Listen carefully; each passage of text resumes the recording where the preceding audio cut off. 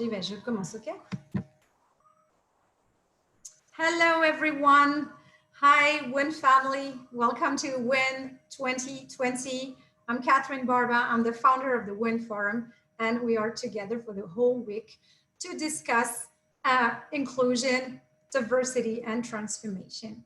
Today, it's our last panel of the day. We are together for 30 minutes, and I'm so happy to see the faces of all my panelists here. Hi, everyone. I'm going to introduce you, and we are going to speak about inclusion, your inclusive culture, and how it fosters innovation. Because, you know, at WIN Forum, we believe that diversity and inclusion foster innovation. So we're here with Caroline Kotze, who will be our moderator. Hi, Caroline. How are you? Oh, good. So you were the founder and the chief equality officer at Women in Governance in Canada. We're here too with Angela Guy. Hi, Angela. You are, hello, everyone. Yeah, good to have you. You are the SVP Diversity and Inclusion with L'Oreal USA, and we had the pleasure to be together last year at WIN Forum. Thank you for being back. Smita Pillai. Hi, Smita. How are you? oh, very good. You are you're VP, right, of Diversity and Inclusion with ZENDESK. And again, you were with us last year, so it's like we are family, right? We are and family. Last but not least, Marius Blanchard. Hi, Marius. Hello, everyone. Marius is working with Spotify. He's an amazing, tech guy. You are a data scientist, actually. That's right. We are together here to speak about inclusion and innovation. So the floor is all yours, Caroline. I would just, before anything, want to thank our sponsors, because without them, this could not happen. And I particularly thank IRI Worldwide and Vivendi, BNP Paribas, Nespresso, and La French Tech. Thank you so much for supporting us. Now the floor is yours. Thank you so much, Catherine, and thank you to our distinguished panelists. It's an honor for me to be here with you, live from Montreal. I believe, Angela, you're in New York, and Marius as well, and Smita, you're in Los Angeles. So it's very exciting to be all connected together. We were all supposed to be together in New York, but, you know, COVID hit, and so we're finding innovative ways to stay connected. So COVID is one crisis, but now we are living another crisis at the same time, which is what has been going on with the situation unfolding over the past few days in the States, the tragic events surrounding the murder of George Floyd. So I'd like to start our discussion with that, because I believe it's on everybody's mind right now. I'd be happy to hear about, first of all, how you personally are how you're dealing with the situation, but also what are your organizations doing to support your employees who are probably struggling with all this unrest. Angela, would you like to begin? Sure, thank you very much. And I'm so excited to be here again with you. It is a breath, if I may say, a fresh air with all that's heavy going on with us right now. You know, I have to tell you personally, I'm still processing everything that's unfolding before us.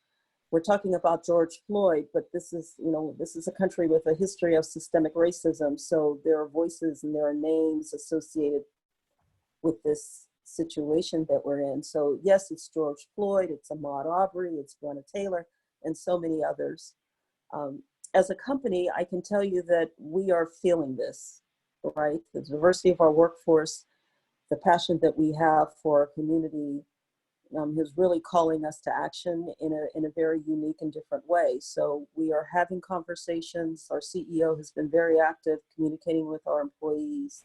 We've had outreach to the community. Our brands have made statements and made contributions, and the work continues. So not only are we focused on what's happening right now with the Black community, but we're going to use this as a learning tool on how we can be further engaged on these important social topics, since they impact not only the internal community of L'Oreal, but the external community of our consumers. Thank you, Angela. What about you, Smita? Yeah, I think very similar to what Angela said. It's definitely good to be here and see all the smiling faces. It's been a rough week, a rough weekend, rough few weeks, actually, this whole year, month. The whole year. The whole year it's been hard, right? And I don't think you can pinpoint any single group that feels happy or relaxed. Everyone is feeling the stress. So you're right, pandemic was already hitting hard, and it was disproportionately affecting people of color, particularly in the US, but even outside of US, the socioeconomic disparities have come to the forefront with this pandemic.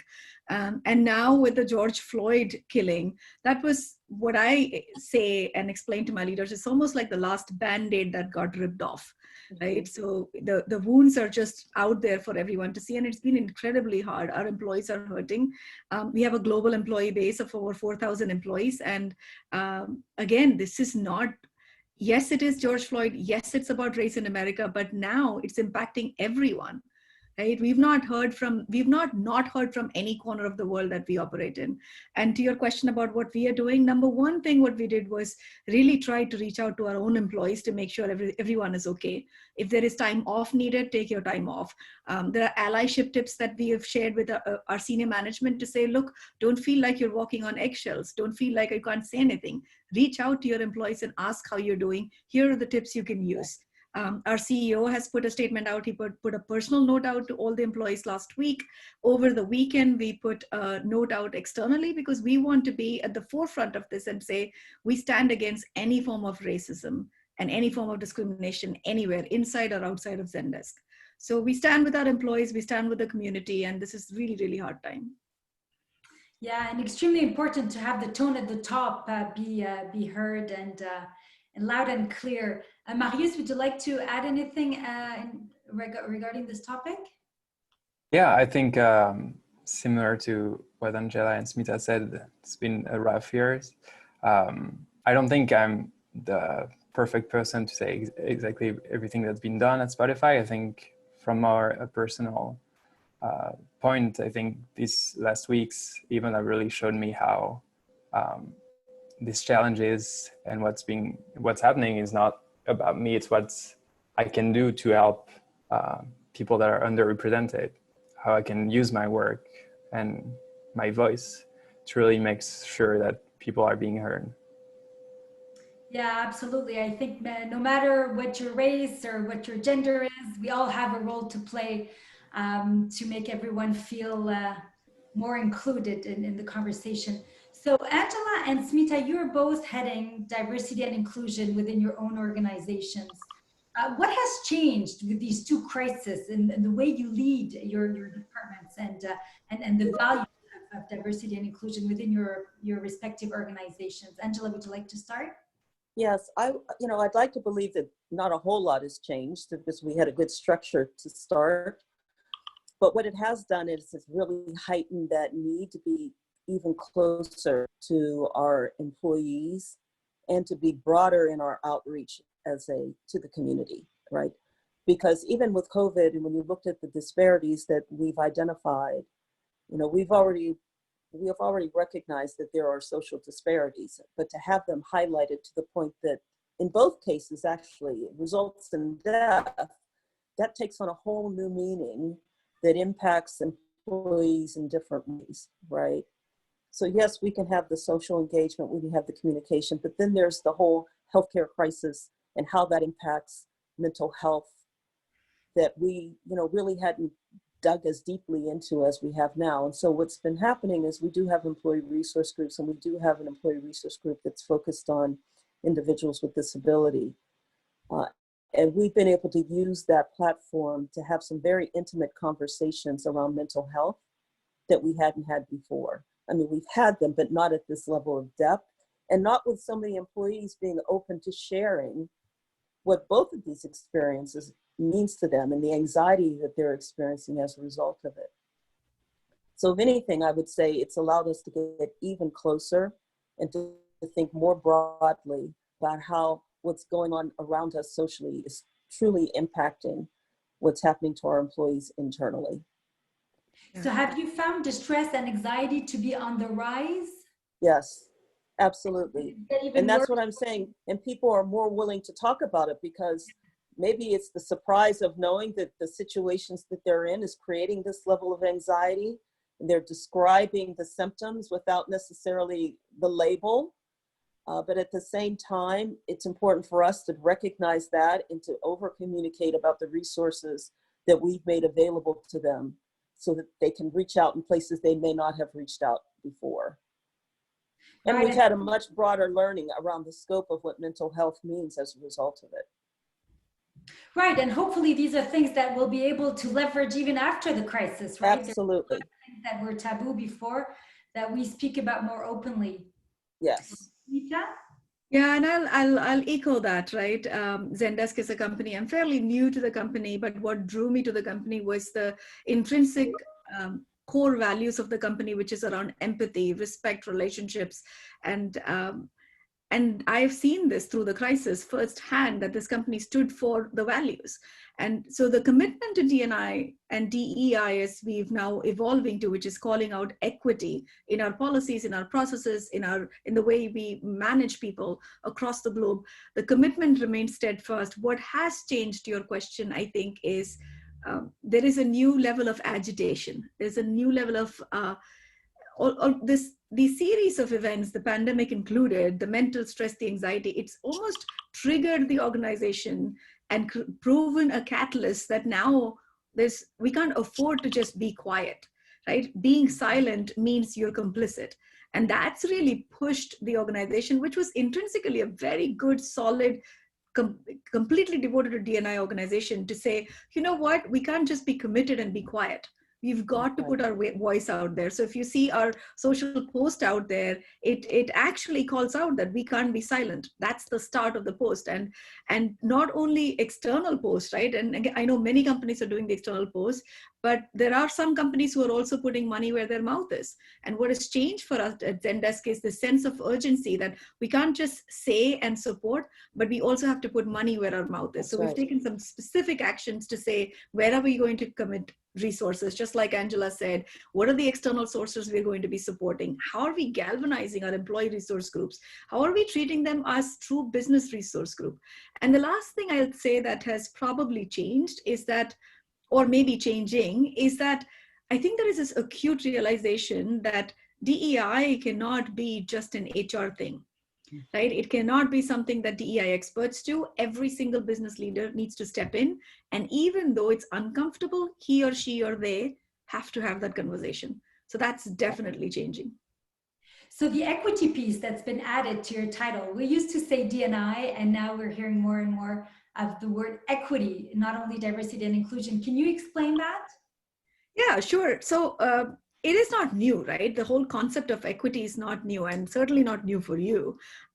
So the way we are looking at it is that equality is when you're treating everyone the same. But if you understand the background of people, where they're coming from, how they're approaching things, the fact that you're treating everyone the same way, there in itself creates inequity. Because you could be coming to the table with perhaps 10 different connections. Maybe your parents have gone to Ivy League schools. And maybe I'm this first generation immigrant struggling to make my mark in this country, in corporate America, right? So to treat you and me equally, there in itself is an inequity. Again, that's not to say that I would be given any special treatment, but if there are tools, there are tips, there are things that I need more than you, that's where we need to think about equity. And that's where we need to put it at the forefront, saying equity is at the center of everything that we do. If we value diversity, we have to talk about equity, because diversity in itself means people come from different backgrounds and they all cannot be treated just the same. Exactly. And that's actually the reason why at Women in Governance, we've got this parity certification that we certify organizations from entry level to the executive on what they do to allow women to progress. And we have added the whole intersectionality piece, where we're saying, yes, it's harder for a woman than it is for a white man, but do consider that it's even harder for a Black woman or for Southeast Asian women than it is for a white woman. So these are realities that we need to incorporate. So thank you for that, Smita. Marius, so you're a white man in the tech industry, so there's a lot of you in your world, but you champion You're a male champion. You're interested in having more diversity around you. You're doing work to have more women through your organization, through Spotify, to have more women heard. I'd love to hear about what, what got you interested in that and what you're doing concretely. Yeah, thank you.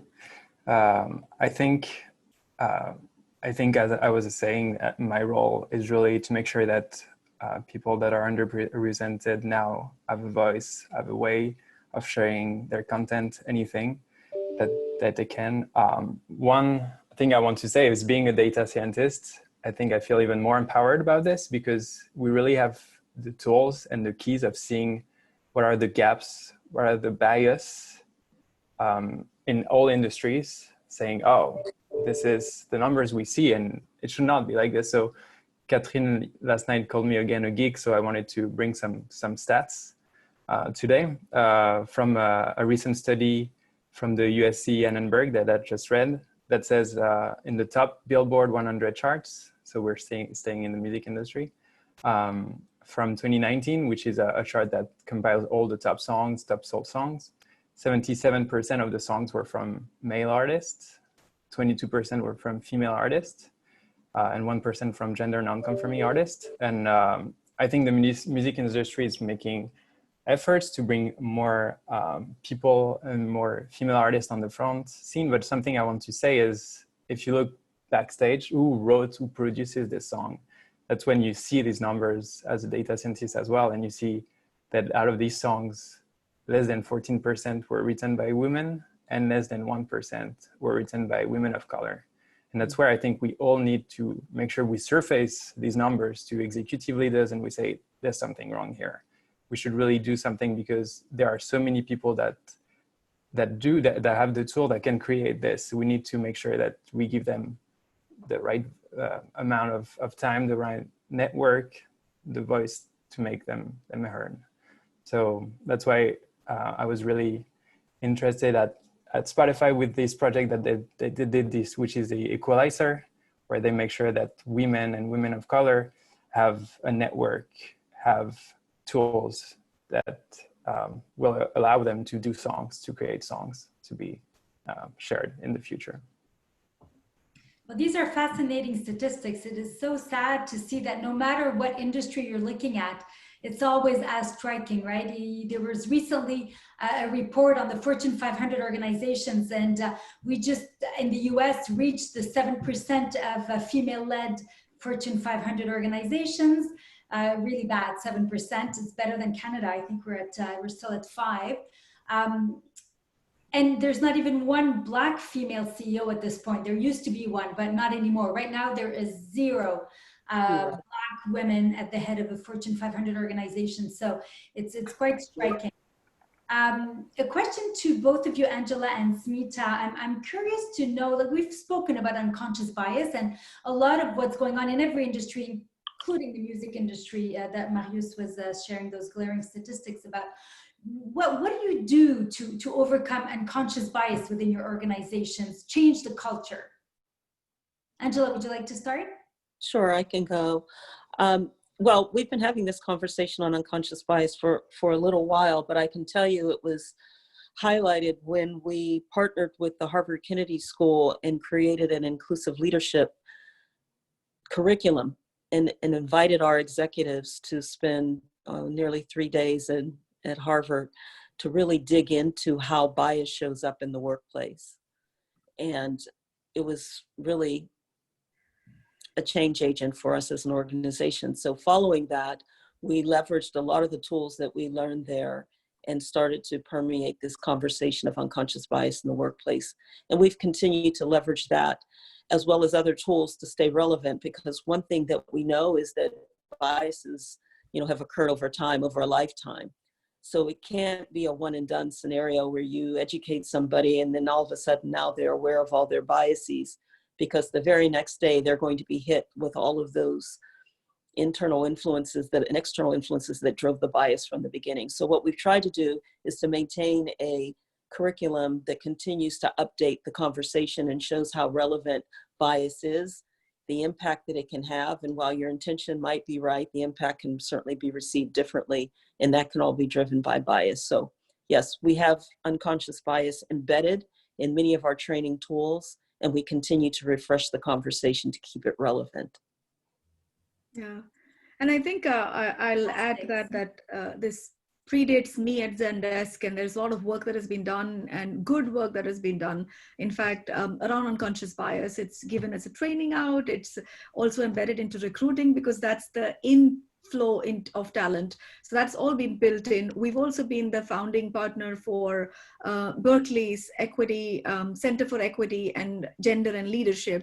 So we are the founding partners for that group as well. So there's a lot of commitment across the board. But I think, again, in light of everything that is happening and knowing that, particularly for a company like Zendesk, which is a predominantly very young population, right? So 80% of our employee base is either millennials or Gen Z, and which is unlike any other place I've worked in, which is a very young population.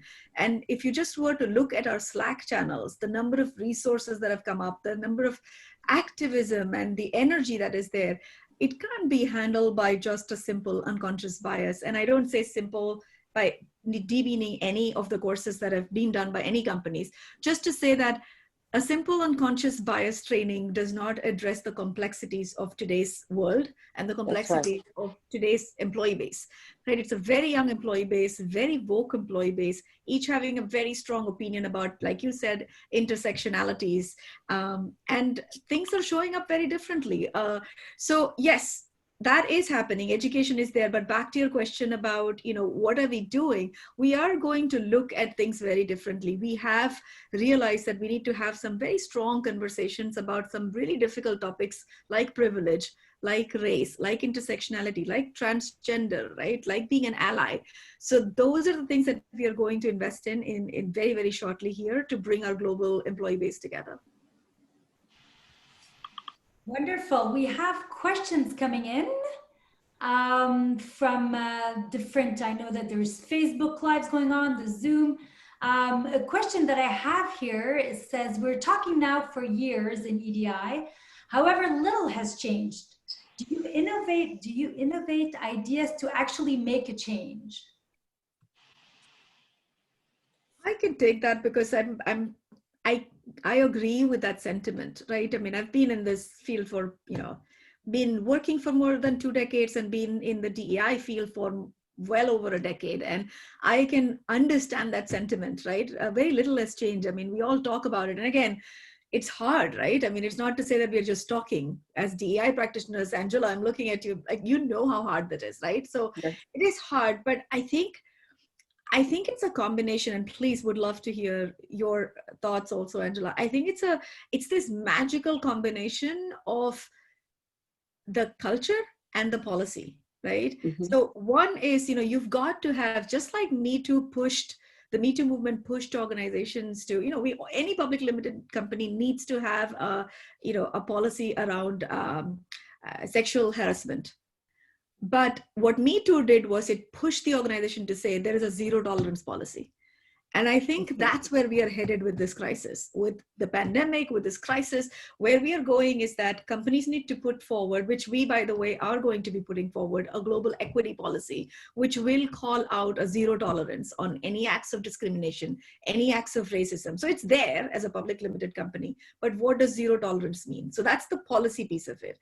The culture piece of it is you can't just put policies on paper and expect people will just magically transform, right? So that's that regular education and bringing in the right conversation and making sure this conversation is not just about one group.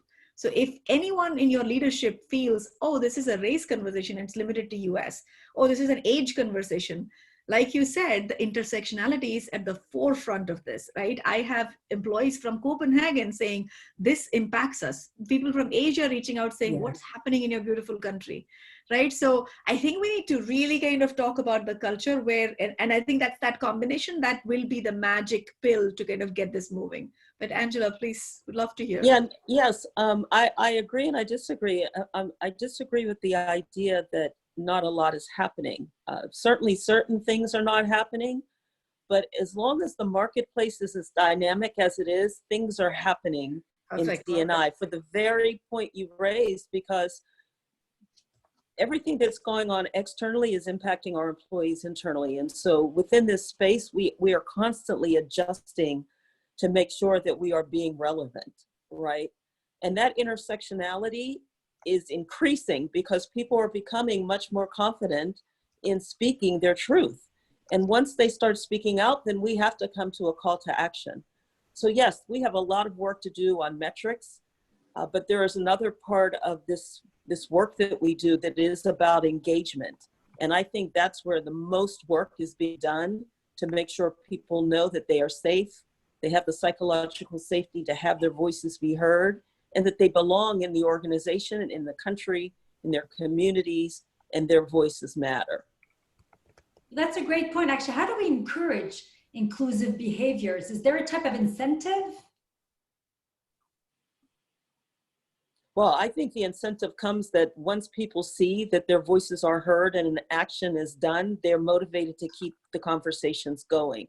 And that's not easy. You know, some cultures it's very difficult to speak up, and a lot of the bias that people from speaking, but that's why this work is so important, and that's why this work has to stay energized, because we have to keep moving the needle in order to be better. And people have to know they have a voice and a part in the change. We're seeing it play out, you know, day to day on the news, that people's voices are driving a change, even is awareness. Yeah.